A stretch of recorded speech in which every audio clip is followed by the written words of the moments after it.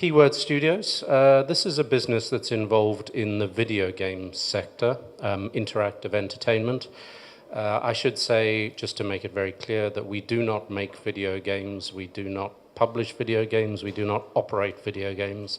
We provide essential services that pretty much every video game needs in order to reach the market. So think picks and shovels for what is a very large, diverse and fast-growing market. And when I'm talking about large and fast-growing, this is a business with revenues, worldwide revenues of about $90 billion US dollars, and annual growth rate, depending on who you speak to, which analyst you read, is something like 6 to 10% per annum compound. Well, compound obviously over the years.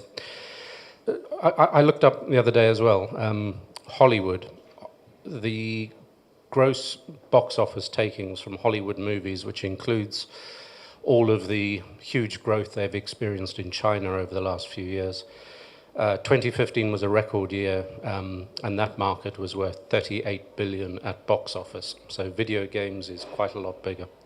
The services we provide. So we follow the life cycle of video games from the moment video games are conceived and developed, right the way through video games living in live service, which pretty much every video game does these days. And we provide services throughout that life cycle. We start with art creation. Essentially everything you see on the screen in a video game, it's very graphically rich. There might be characters, there might be vehicles, there might be buildings or landscapes. All of that has been created, modeled, drawn by individuals somewhere in the world. And of that whole effort in video games, about 50% of that is outsourced. It's worth also saying that about 50% of the cost of development of a game is typically art creation. And you say, well, how much does a game cost to make? The answer is it varies from probably a few grand for a very small mobile game that some kids are developing in their mother's home to hundreds of millions. So Destiny, which was a game published by Activision a year or so ago, that was reputed to be the most expensive video game produced and was $300 million. But there are plenty of games that are published regularly where the development cost is $100 million or more. Lots of them, obviously, 10 million, and some in the hundreds of thousands. Audio services. Games are a very immersive form of entertainment. It's very rich. There's a lot of content in them. Audio is part of that experience. We're not involved in this part of it, but it's music, it's sound effects, and so on. But the bit that we are involved in is all the voice. So where characters are voiced either in the original language or in the target languages, and you'll come on to realize that a large part of what we do as a business is transforming games for many different target markets, different geographies, different languages. So there's a lot of spoken words in a video game. Somebody gave me a stat the other day that Halo, one of the most famous video game franchises, typical release of Halo would have something like 40 hours of audio, voiced audio in it. And when you compare that to a typical movie, a movie's got probably about an hour of talking in it. So we're talking about very large-scale content in many cases. Localization services. It's translation for video games, but it's worth understanding that nobody's interested in having a game translated so they can understand it. They need to have a game translated so they can enjoy it. And that's a huge difference when it comes to translating. This is not like a washing machine manual or something where you need to understand, you've got to put powder in the drawer. This is about really immersing yourself in it, really understanding the characters, empathizing with the characters, understanding the situation with cultural references that are important to you as a gamer. And when you're translating these games into 14, 25, 30, or even 50 languages. You've got to go through that whole sort of process for each language of effectively retelling the story. So it's quite a demanding form of translation, and does involve specialist skills. It's also worth saying that Google Translate and machine translation is probably about as far, well, it's the biggest challenge that a technology like that could have, I think. It's not like trying to make what I say to you on a telephone understandable. It's got to be enjoyable. So it's in the very finesse of the words and the meaning that you're conveying. A lot of humor, a lot of puns, and so on. Functional testing. Games come to us when they're at their early playable version. We have lots of people sat in secure testing facilities in various parts of the world whose job it is to play these pre-release video games and try and break them. It's not quite as trite as it sounds. It's actually very scripted in the way they approach this. They're very directed in terms of knowing what to look for and how to hard to discover issues, because you can be sure that gamers will find them if they're out there, and it's very important for the reputation of the brand, the publisher, the developer, and the franchise game itself, that those are as clean and as high quality as possible. And they're very, very complex, as you can imagine. You've got this weird interface between very rich and very large content, very complex software that drives the game, and then you've got very unpredictable behaviors of gamers themselves. So getting a game to a point where it is bug-free is questionable, you know, in terms of its possibility, whether anybody would go to quite those lengths to make sure there's absolutely no bug in a game. But certainly there is a threshold level beyond which you daren't cross, because gamers can be very unforgiving if you get it wrong and you disappoint them. Localization testing. So we've got the localized audio, we've got the game, the text in the game that's been localized and finessed for cultural references and so on. That information is then put back in the game. The game is playable. It's the last thing that happens to the game before it's released into the market.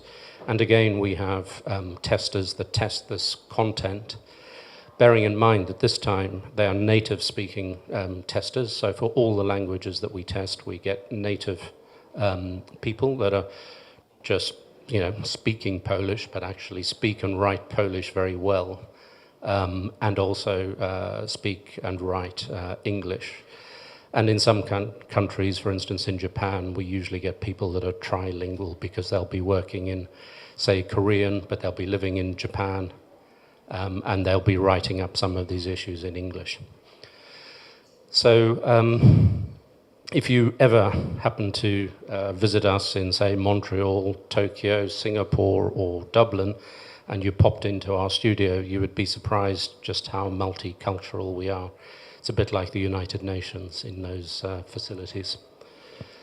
And then the final piece of the puzzle we get involved in is customer support and community management. So the game's now published, it's in live operations. The object of the exercise for the publisher or the operator of the game is to keep the players engaged in the game for as long as possible, because while they're engaged in the game, you have an opportunity to sell them more stuff. And more stuff is, in game terms, basic content. You can sell them another suit of armor, you can sell them another weapon, you can sell them another car, you can sell them a fast path to the next level of the game. But you have to provide content. So that ongoing relationship with the player, keeping them happy, is important, because the game lives on, and through that, a cycle starts where you start sending them more and more content, and that's where our services play again and again and again. Customer support, to give you an idea of the sort of issues, obviously we're dealing with things like account queries that a gamer might have. It might be that they are being bullied within the game, cyberbullying. People are ganging up against them. It might be that somebody's virtually mugged them. Somebody's gone and stolen their pot of gold or something within the game. We deal with those issues. We also deal with real-life threats, whether it's concerns about pedophilia in a child's game, or whether it's some gamer threatening to harm themselves because of some situation which may or may not be related to the game. So we get involved in those sort of issues. We're also involved in community matters. So gamers are very passionate about the games they play. They often invest hundreds of hours in these games, and they like to talk about it in game forums, or indeed, very often, they'll just go and talk about it on any other social media platform that they happen to fancy talking about it on. And we are there on behalf of our clients to moderate those conversations, to interject on behalf of the clients, and hopefully steer them in the right, hopefully positive direction. So after that quick romp through, and it's worth saying that at the moment we have 6 services. That's not necessarily where our journey ends. There are additional service lines that are not on this board, which we could conceivably enter at some point. One of those is engineering services. You might be surprised to learn that in addition to the fact that a lot of game developers actually outsource a lot of their art creation, they also outsource, in some cases, quite a lot of their game engineering itself, the coding of the game. We don't currently play in that space, and we're constantly asked by clients for those services. I'm going to share with you just a couple of examples so that you start to get a feel for what we are talking about with these services. The first one is a series of slides just about the process of creating the art assets. There's a sort of step that you go through. This is 3D modeling, which is the biggest part of what we do in our businesses. So the process starts with somebody. In our case, we do a very small amount of concepting work, but usually the game developer or specialist art concept houses do this. So when you're trying to build a game and you're trying to sort of set the scene, what it's going to look like, what these characters are going to look like, somebody literally has to draw it. So that's the first stage. Somebody draws this character, and then it comes to people like us who actually produce the electronic version of the character. So that's the concept art for this particular piece. It then goes into a modeling stage. Again, this is using computer software, but we have skilled artists around the world that do this sort of work. They're having to model in increasingly fine detail anatomies or hard surfaces of tanks or cars or whatever it is. With computer power getting sort of following Moore's laws pretty much, the number of what they call polygons involved in these characters is getting higher and higher, so the definition of the artwork is getting bigger. And as that happens, so the length of time needed to create the artwork increases, which is a good thing for us. So you create the model with all its sort of component pieces all nicely sculptured. It doesn't look much like something you'd see in a video game. You then kind of break it down. I regard this process a little bit like, I don't know if anybody's been watching The Great British Sewing Bee. I live in a house with women, right? So when the football's on, I don't get to see that. I have to watch the sewing bee. This is a bit like, taking a pattern in 2 dimensions and making a 3D dress or something out of it. So this is the other way around. You create something in 3D, you then separate it out into 2D, you then texture it, and then you wrap it back around the model. So texturing, you're adding, whether it's skin, whether it's clothing, whether it's, fur, whatever. You then go into a process of rigging. So a lot of these characters are animated in a game, so you've got to understand the anatomy and how this character is going to move within the game. We don't move it, but we have to put effectively the computer hooks into the item so that it can be moved by the code within the game engine. And then obviously the final part is just making sure you've got the animation sequences so that it does animate in the way that you intend. Give you some sense of this, perhaps not this character, but some of these characters that we're producing will take 40 man days. Some of them will take a couple of 100 man days to create. So there's a lot of effort that goes into this.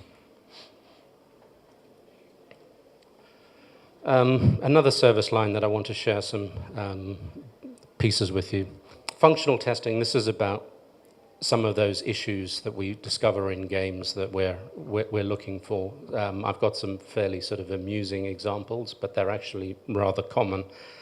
As I said, games are pretty complex. You've got a lot going on in them. You've got a lot of movement, which is all animated. You've got interfaces between characters and their environment. You know, do they recognize that this is a table that they can't sort of just walk through, that they can lean on it, but they can't put their fist through it, and so on. So these are some static images of stuff that we've taken from games that we've seen, and you can see how somehow a football, when he went to head the footballs ended up wrapping around his face. This golfer, I don't know quite what's going on with his leg and his foot when he's playing golf, but these are all the sort of things that you'll spot, well, you could spot in a game. And obviously it's important for us to do just that. Who we do this for? I'm pleased to say that our list of clients reads a little bit like a who's who of the video games industry. We service companies that are based all over the world. We're very geographically spread, both in terms of where our customers are and where our operations are. We focus pretty much by design on the bigger clients in the business. So I guess one good thing about that is that we have very little in the way of bad debt risk or experience. It's also important to understand that for us, repeat business is a big part of our makeup as a company. And of course, when dealing with large companies like these, they're going to publish game after game after game. And that's good for us because there's constant flow of business from these companies rather than just being kind of one-hit wonders. Our business spreads pretty well across all types of video games. So there are guys that do the sort of big console games for Xbox, PlayStation, and Nintendo devices. But we also have a big business in the mobile sector of the video games industry as well, and in terms of online and games that are played on Facebook. So for us, we're really platform agnostic. The only impact of platform is, of course, the fact that we have to have the necessary devices inside our facilities in order to test the games. And, you know, in terms of the localization, the translation side of our business, we have to understand the specific terminology that applies to those devices because they all have their own unique way of calling a right button or a left button or error messages are all very specific to those devices, for instance. Here are some of the, a very small sample of the games that we work on. And it's worth saying that the business is really very sticky. So if we've worked on Forza 4, Forza 3, the chances of us not working on the subsequent Forza and the one after that and the one after that are fairly slim. As I said, these are very big investments made by our clients, and they don't necessarily want to take a risk by swapping a translation vendor or swapping somebody that recorded the audio last time around for somebody new this time. So it tends to follow time and time again with the same vendors, notwithstanding, of course, the fact that we also have, between major releases of games, we now have this constant cycle of more and more content being added to the original releases, so by way of downloadable content or just continuous content in the case of mobile games. Where we operate, I said, in 2009 we had a single site in Dublin. This is the current state of play for keywords. And it's worth pointing out that these are not sort of one-man sales offices. These are proper production facilities. I'll give you a sense of scale. We have 1,700 employees. These are payrolled people. These are not freelance workers. We do have, by design, a high element of flexibility in our staffing relationships. So within that 1,750 people, we have the ability to flex down to about 1,000 in the quieter months, and up to about 1,700 in the peak months. And that, of course, I now have to explain when the peak months happen and why they happen. The answer to that is that for some of the bigger console games, high-definition PC games, they are released typically in the gifting seasons, which for us is Christmas, Americans is Thanksgiving, and so on. So there tends to be a lot of work that we are doing, particularly on the testing side of our business, that happens in the summer months, prior to those games going to market in October, November, and December. Well, October and November, principally. Scale on the translation side, on an annualized basis, we would translate about 140 million words. War and Peace has 585,000 words in it. So you get a sense as to what the output of our teams is. This is very, very large. I reckon we've probably got no more than 20% of the market for video game translation. So, we're talking about a niche business, but a niche that's large and important, and with these barriers to entry that I've mentioned in terms of the credibility of having worked on these high-profile titles year after year after year. And on the testing side of the business, you can see just in terms of testing, we do about 570 man-years. In terms of where all these people are, in Montreal, in Canada, is actually our biggest single center. Just over 400 people in summer months. We have 165 people in Beijing, mostly artists. We have about 300 people in India, again, mostly artists. We have about 250 people in Dublin, which is our headquarters. We have very few people in London. In fact, we have a total of 6 people in London. And I'll come on to that in the context of Brexit a bit later. And then we have a fair number of people actually out of Milan. For historical reasons, Italy has been something of a leader in game localization services. It's a bit strange, but I think it comes from the whole culture of dubbing, not only movies, but TV content and so on. So those guys seem to be really good at it, and they've at least 2 companies that we've acquired based in Italy, one called Binari Sonori and one called Synthesis, have in their own right grown to be leaders in this space of game localization. I mentioned Brexit, so keywords you might be interested in for some of our defensive qualities. Number one is the video game market itself. I don't think anybody would argue that video games is particularly prone to general economic cycles, general sort of recessionary trends and so on. There is an argument that in some cases it's very robust. The sort of logic goes that when people are feeling poorer or they're lacking in confidence, they stay in and they play video games rather than go out and spend money and go to the movies and so on. For a relatively modest outlay, you can get hundreds of hours of entertainment from a video game. That's the market itself. Our business, as I said, it's very geographically diverse. Our clients are all over the world. Our revenue spread is per this chart. So actually, US dollars are the biggest single source of revenue for us. Euros represent about 38% of our revenues. We also have yen and Canadian dollars as a reasonable percentage of our income.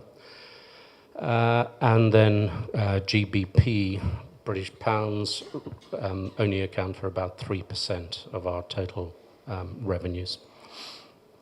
So I would say not only are we operating in a good industry in times of uncertainty and potentially sort of economic uncertainty, but our revenue mix is kind of interesting at this time as well, particularly with a lower pound. The way in which we run this business is we run it on a global basis. So each service line has, it's in this blue layer here, has a service line director that is responsible for that entire operation worldwide. They have profit and loss responsibility for that service line, and they also have responsibility for all of the resources that are involved in delivering those services.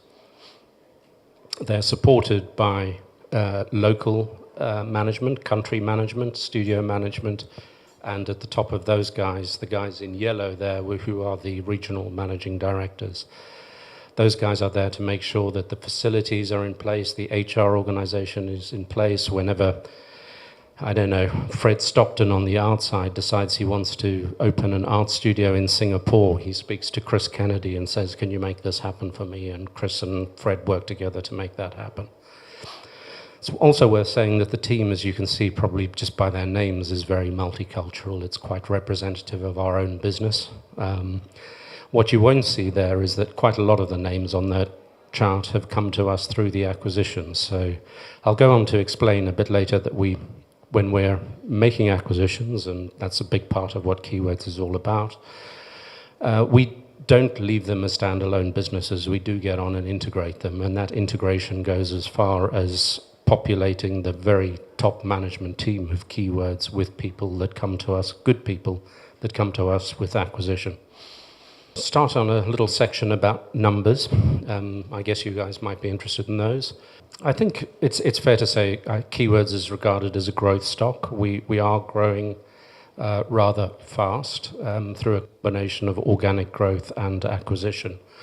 So last year, which are our last published financials, in 2015 we grew revenue by 55% in total, which included the effect of acquisitions, and that got us to 58 million euros.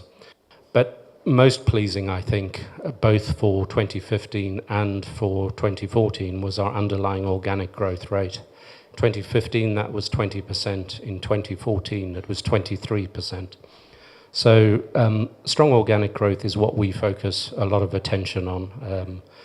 You know, we're not in this just to go out and buy businesses and get growth through acquisition. We want those businesses that we buy, and obviously the original Keywords business, to continue to grow organically at a reasonable pace. When we floated the business in July 2013, we really had 3 service lines. Now we have 6 service lines. On the other hand, our customer base has not grown. It grows every year. We add new clients to it, but proportionately it hasn't doubled or anything over that time. What's happened is that we are increasingly selling more services to the same clients. So cross-selling and being able to leverage the great reputation that we have with clients for one particular service line in introducing them to another service line from Keywords is a big part of the opportunity that we as Keywords have in front of us. We actually increased the number of clients in 2015 that buy 3 or more services from us by 70%. I think, roughly speaking, we have something like 400 clients, and about 50, just over 50 of those buy 3 or more services. We have not one single client that buys 6 services from us, but we do have a few that buy 5 services from us. we've shown steady progress in that, and we continue to focus very much on it. And we're increasingly finding clients that are coming to us and saying, look, particularly those that are, let's say, newer into the business, the less established clients, or are into a new sector of the business, they come to us and say, look, we're not going to build all this. Can't you provide all these services direct to us? So they're buying from us specifically because we are able to provide a wide range of services. Acquisitions, I mentioned that's an important part of our story. Since the beginning of 2015, we've acquired 7 businesses. 4 of those were actually in 2015 and 3 of them since the beginning of the year. And that includes a company called Mindwalk, which was in Beijing, which is our first acquisition in China. We also acquired, a couple of months ago, Synthesis, who were really one of our leading competitors in video game localization and audio, an Italian company. And that's our single largest acquisition to date, and represented an investment of about 18 million euros. So you can see our revenue projection year on year. What I mentioned earlier was that kind of our run rate in 2016, obviously because of the full year effect of the acquisitions that we made in 2015, but also the acquisitions that we've made since the end of the year, mean that we're much closer to 90 or 100 million euros in run rate of revenue. Profitability is holding up nicely. You can see the profit trends follow a fairly similar pattern to the revenue growth rate. Fairly sure that our analysts have us down for 13 to 15% return on sales as a sort of longer term objective. I think we're hitting 13, 14% ROS at the moment. And dare I say it, if we really felt so inclined, we'd probably squeeze more profit out of it than we're doing at the moment. It's just that we're obviously much more focused on growth than we are on squeezing the pips. There's something there called DPS, dividend per share. It's worth saying we pay a dividend.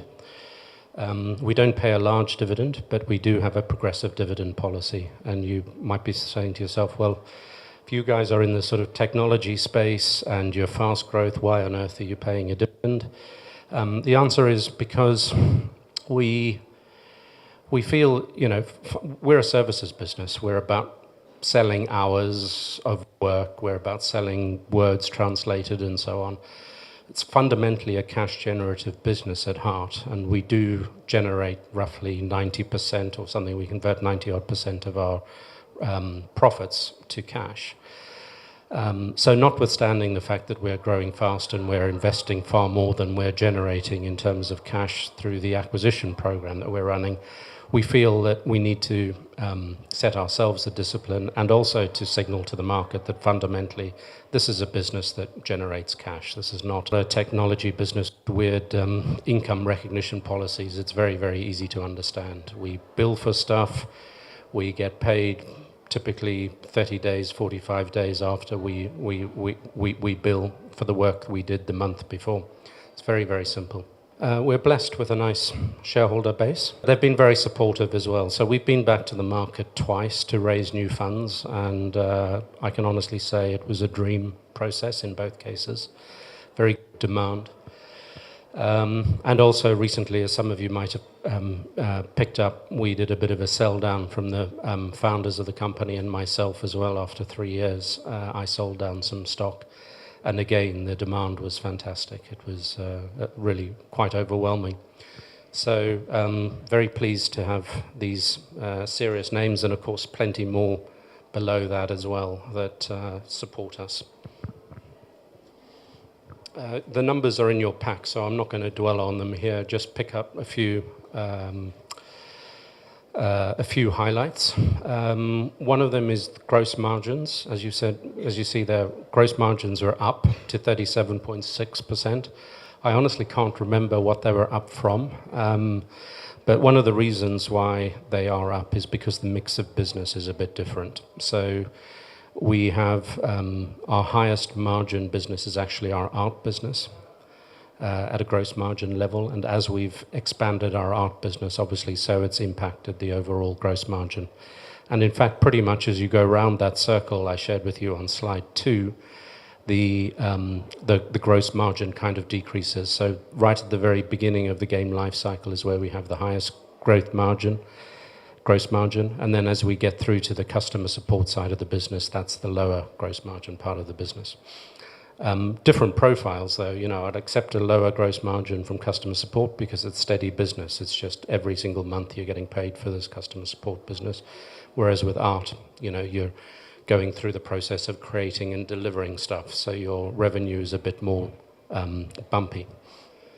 On the balance sheet, we started 2016 with 17 million euros net cash. I mentioned we've been making a few acquisitions, and I'm actually rather proud to tell you I've spent all of that. Wisely, I would like to say. Not only have we spent that, but we've also put in place our first proper debt facility, which is a 15 million or up to 15 million facility, 15 million euro facility with Barclays Bank, which allows us to use that for both acquisitions and working capital purposes. One area of our business that takes a bit longer to convert to cash is in Montreal. We benefit from something called multimedia tax credits. It's actually got nothing to do with tax. It's not really a tax credit. It's a grant that's paid on employment. So for people that we employ in direct production of video game services, we get up to 37.5% of their cost paid by the Quebec government. That's something that's not special to Keywords. It's available to anybody that happens to be in Quebec province and involved in multimedia activities. But it has taken us a while to get our hands on that cash. I think at the end of the year, the accrual of that was about 3.9 million. I'm pleased to say that since then we've had the first sort of major chunk, which I think was about 1.4 million, 1.5 million has been paid. And we're now in a much more regular cycle of submitting and receiving and processing the claims, I should say. So year on year, the fluctuation of that, apart from the growth in Montreal itself, shouldn't have a major impact on our cash conversion. As a business, we're not very capital intensive. You can imagine that if you saw our facilities, you've got space for a couple of hundred people, 300-400 people. Those are desks which are populated with machines, specialist test consoles for video games, for the Xbox, the Nintendo, you name it, mobile devices where we're testing games on mobile devices, and of course PCs. That's pretty much the extent of our investment. So that plus some server infrastructure is what we spend our capital on. And of course, as we're expanding, we're either organically or through acquisition, we're getting involved in more leased space, which needs to be kitted out and so on. So all the investment is relatively modest. It's either the replacement cycle for computer equipment or it's new hardware to support more bodies in the business, and more bodies are there to support more revenue. Cash flow, I've pretty much touched on this. I should say our debtor days are 45 days, and that's across all the territories we operate in. So as you can imagine, our clients are pretty good at paying. Most of our big clients pay us in 30 days, no questions asked, just regular payment cycles. Some of them, for whatever reasons, have managed to negotiate, in some territories maybe 60 days, but certainly no more than that. And a few of them will pay us in less than 30 days. And we invoice everything we work on in the month. We invoice in the month pretty much. What does it look like going forward? Our strategy in coming to the market, well, before we even got there, we had decided really from 2009 that the video game space was kind of an odd one. You had a big imbalance between global players, Microsoft, Sony, Namco Bandai, Square Enix, you name them, all of them are clients now. They weren't all then.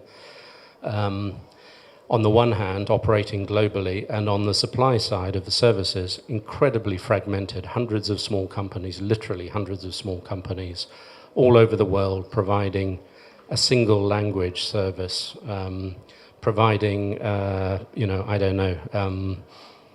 concept art, but not providing 3D art, not providing VFX, all these sort of things, very specific services. And it makes it very hard for our clients to outsource in a strategic manner. So if you look at the video games industry, it's very immature in the way in which it approaches outsourcing.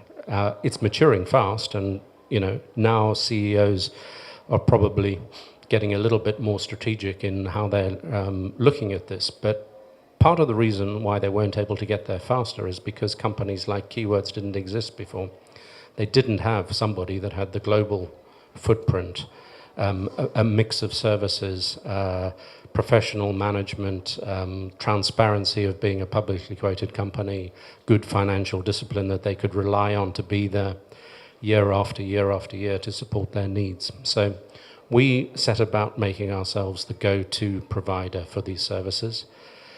I think we've pretty much got there. We've clearly got a lot more that we can do in terms of growing scale.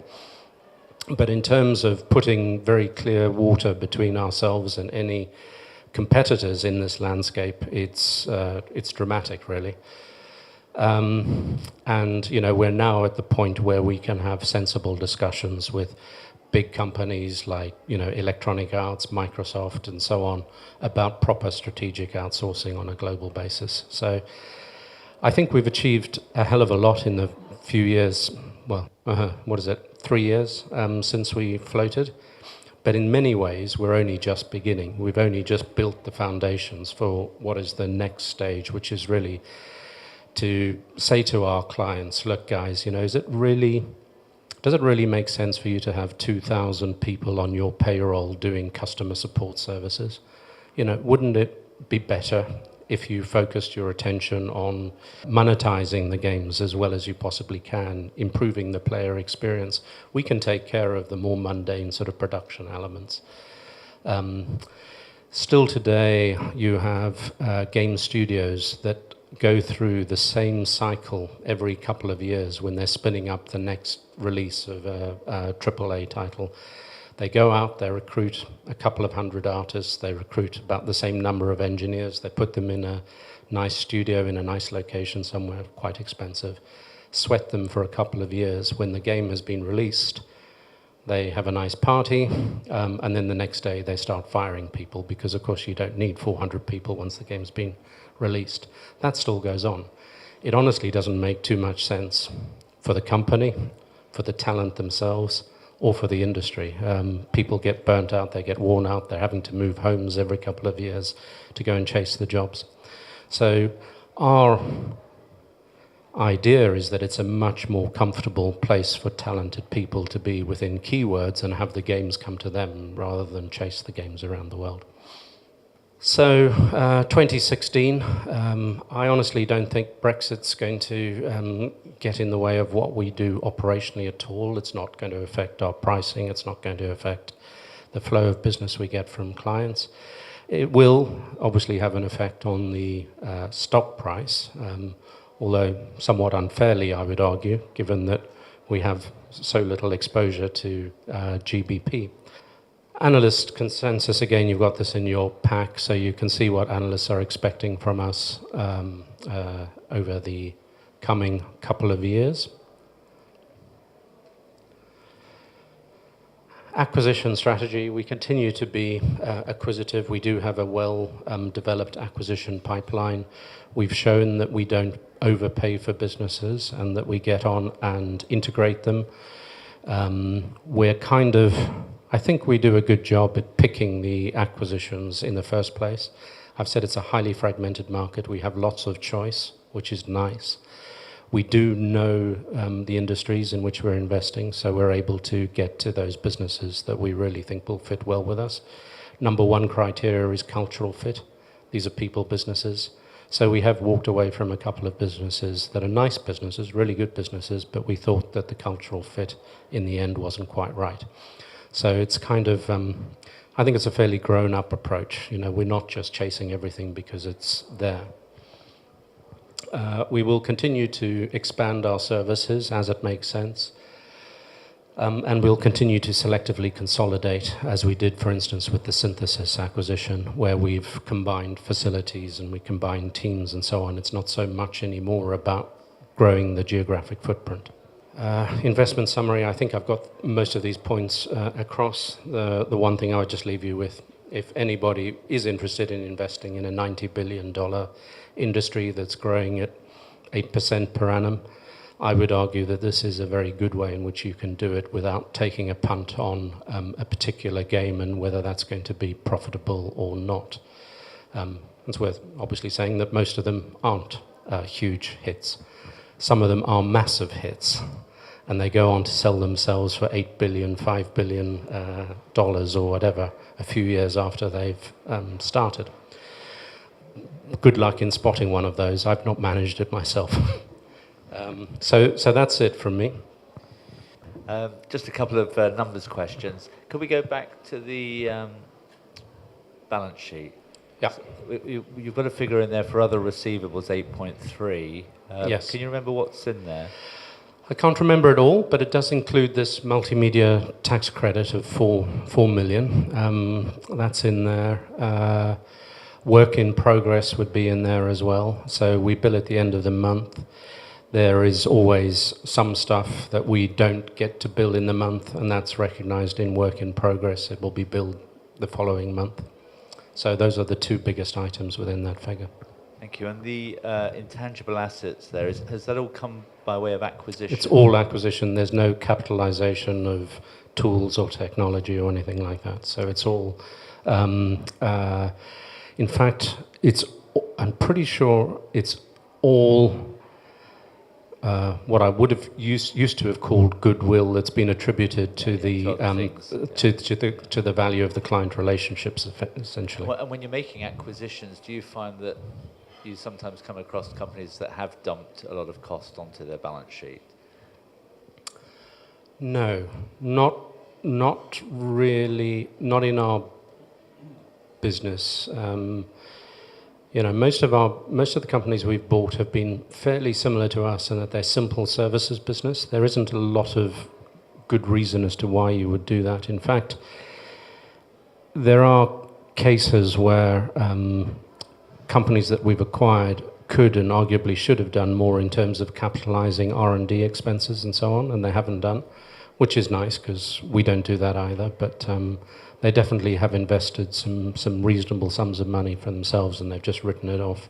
Sorry, just another quick question on this balance sheet, actually. If you're sitting on 19 million of cash and you're very cash generative, why have you suddenly got loans and borrowings appearing both short and long term? Oh, I thought I answered that. And a revolving credit facility of 15 million euros. Yeah, no, I spent miss it. that? I spent it, yeah. Oh, okay. Yeah.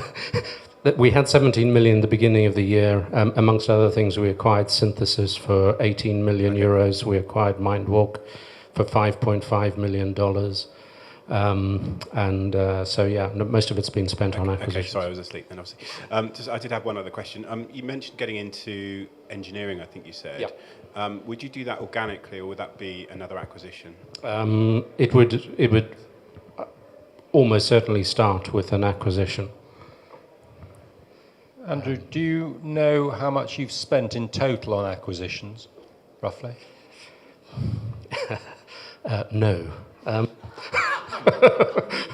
No, I don't. I know a man that does, though. I can get you the answer. Yeah. What percentage of the market do you think you have, and who are your key competitors? It varies from service line by service line. So in the art business, our total revenues for art are now running something like $20 million. the total market for art is worth about $1.2 billion, I think, of which, like I said at the beginning, about 50% of that is internal at our clients. Yeah, that's 20 on 600, which my maths isn't good enough to tell you what the number is, but it's a fairly small percentage. The biggest provider of outsourced art services in the world is a Chinese company, and their revenues are something between $40 and $50 million. So that gives you a sense as to the fragmentation of the industry. It's very, very fragmented. In the localization side of the business, as I said, I think our market share is probably 20-25% in video game translation. Probably a bit high. It's probably more like 20%, something like that. And that's including the latest acquisition we've done with Synthesis. In something like customer support, I don't actually know the size of the market. What I do know is that we have clients, or I know of companies in the gaming companies that, well, in fact, I was talking to one in London just a couple of days ago. Just for a single game, they spun up a team of 700 customer support agents for one game. I know one of our clients employs 1,700 customer support agents. I know another one with 2-3 mobile games that are supported just for the English customer support that have 800 agents out in India. We have something like 300 agents in our business. So it's a very large market, and we have a tiny share. But when you ask who are our competitors for that, I can probably name 2 or 3 companies that I would say are truly specialized in games customer support. The rest of it is big call center operators where, you know, the guy might be doing credit card support processing stuff out of a call center in India alongside another room which he's got probably essentially the same sort of talent, just doing first level responder type work for video games, so not a very rich service. We have one competitor who seems to be doing something a bit like ourselves in terms of making acquisitions in the space. It's a Japanese company. It's called Pit Crew Holdings. It's actually quoted on the Tokyo Stock Exchange under Pit Crew Holdings. And they've made a few acquisitions in this space as well. So they would be our nearest competitor, trades as poll to win. I think a lot of games are given away for free as well, and then monetized with a sort of advertising strategy. And I wondered if you thought that was a growth area, or is it too hard, or that doesn't seem to be something that you're targeting at the moment?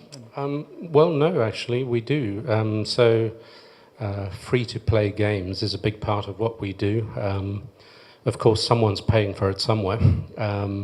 What's important, I guess a couple of messages as far as we're concerned. One is, in a way, it doesn't matter for us whether a game's successful or not, because we get paid for the work we do. On the other hand, it's also important for you to know that we don't get a kicker if a game is very successful, because we're not playing that game, we're just selling our services. But if, you know, a game's a flop, we get the same amount of money from it as we would do for a successful game. With the single exception that successful games have this long tail of additional content. Free-to-play games are exactly that. They work most particularly on that strategy of requiring more and more content to be added to the game. So we work on lots of them. They're advertising funded. They are microtransactions. You know, people buying an additional sword or you know, in a dressing up game, a different hairstyle or a different dress or something like that. And these are very important new business models. And, you know, everybody now in the industry is coping with this increased complexity where they're trying to figure out what is the right business model for any particular type of content. So just a couple of questions. One, you talked about your workforce, about 1,750, but you said you had no freelancers, but you could just flex it down to 1,000. I mean, Yeah. these are skilled people. How can you turn them on and turn them off just like that?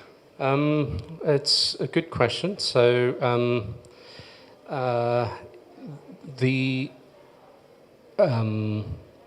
flexing of staff happens most in our testing businesses. So these are graduates, typically, graduates, or they might be at university currently, and they're coming into work for the summer months. So they'll come in, they'll join our payroll for 3 months, or they might just join it for the length of the project, and then we send them home when the project winds down. We call them back in again for the next one, and so on and so forth. So yes, they are skilled people. They're well educated. Pretty much all of them have been through university, but they're also, above all, they're passionate gamers.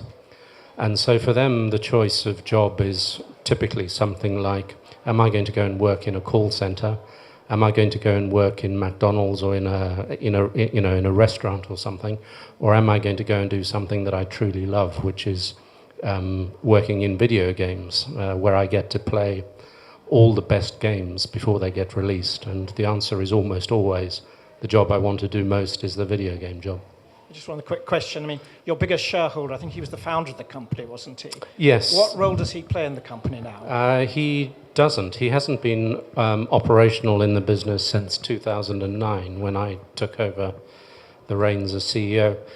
So the guy's called Giorgio Guastalla. It's actually really his wife that founded the business. She started as a translator for Microsoft. But actually the connection is that Giorgio worked for me at a previous company. So I've known Keywords since its inception, and I've provided advice along the way, even when I wasn't running the business. Do you ever turn down work? Do you think things are pretty awful? I don't want to be involved in this. This is not going to do our reputation any good. Yes, we turn work away for 2 reasons. One is because of that. It might be because it's pornography or verging on, and we decide it's not something we want to subject ourselves or our people to. We might also turn work away because it's we feel we can't do a good job. We'd much rather make sure that we deliver well rather than disappoint. That, you know, we're not in the habit of losing clients, so it happens very rarely. But turning work away is something we would do rather than failing to deliver. You've done lots of acquisitions. How long does it take to integrate them, and what are the common problems? How long does it take to integrate them? It depends one from the other, but increasingly quickly, I think, is the answer in terms of how long it's taking us. So the management team that I put up on the board is very sort of instrumental in not only helping with the due diligence process and the selection process and so on of acquisitions, but very much when it comes to due diligence. So those guys are on it right from the day that we close. So in some cases, the integration starts literally the day after, and that's pretty much the case with Synthesis, for instance, that we've acquired recently. In some cases, and it hasn't happened for a while, where we've done an earn-out, for instance, then it takes a bit longer to get round to integrating them, because there's only so much you can sort of interfere with their business while giving them, you know, some necessary protection to allow them to hit their targets. Common problems have really just, well, we haven't seen too much. It's the communication tends to flow very naturally because we like people to communicate openly with each other. We encourage it, and people tend to talk kind of tester to tester, project manager to project manager. They know that Keywords is kind of a family, so that works pretty well. We've managed to avoid the cultural clashes because we've been very selective in terms of the acquisitions. So honestly, you know, I have to say we haven't seen many problems with the integration.